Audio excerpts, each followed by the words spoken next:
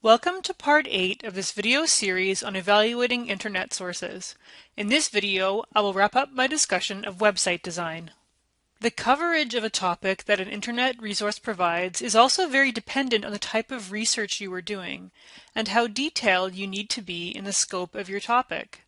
In the case of the website Media Fact Watch, which we also discussed in video 7, we can see that this site promotes conspiracy-level falsehoods, often applying a broad scope to specific issues in an attempt to discredit the science or the facts behind them.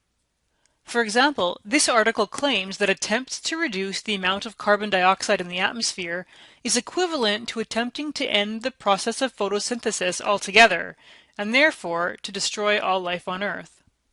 Let's move on to timeliness. At first glance, this looks like a relatively current site. This website publishes many articles that are focused on current events, and some of the latest articles are from the past few days, as of the recording of this video. Taking a closer look, however, I can see that this website may appear current, but is actually very crowded with articles that are weeks or months or even years old. An article's publication date doesn't necessarily say anything about how useful it is for your research, but again, this will depend on the kind of research you are doing.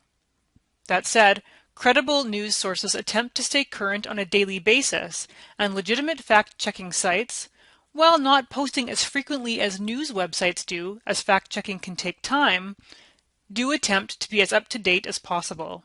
In addition, the copyright date of this site hasn't changed since 2017. An old copyright date doesn't necessarily indicate that the information published on the page is also out of date, but a failure to maintain current copyright can indicate that the site's owner doesn't care very much about maintaining their page. We've discovered quite a bit about the accuracy of Media Fact Watch in looking at its design and by doing some digging on other websites. Based on all of this evidence, it is safe to say that the website mediafactwatch.com does not provide accurate information and so is not a reliable resource. You can learn a lot about a website by looking carefully at its design and the information it contains. That said, content creators can be very good at masking the true purpose of their site, and so lateral reading and fact-checking using outside resources is always important. When evaluating the design of a website, keep these questions in mind. Can you easily find out who created this content? Does this site have an About page or a means of easily contacting the site's creators or authors? What sort of language do the site's authors or creators use? Where do the site's authors get their information? Can the information presented on the site be verified by outside sources? What kinds of images accompany the information presented on the site? Are the sources of the image provided? Is the site properly maintained, with relatively current information and functional web links? This brings me to the end of this video series on evaluating internet sources. I hope you have found this information helpful.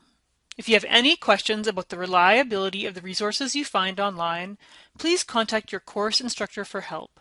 You can also contact the library for help with online resources, or if you have any other questions about the research process or about accessing the library's resources and services. Go to www.athabascau.ca/library and click on Contact Us for details.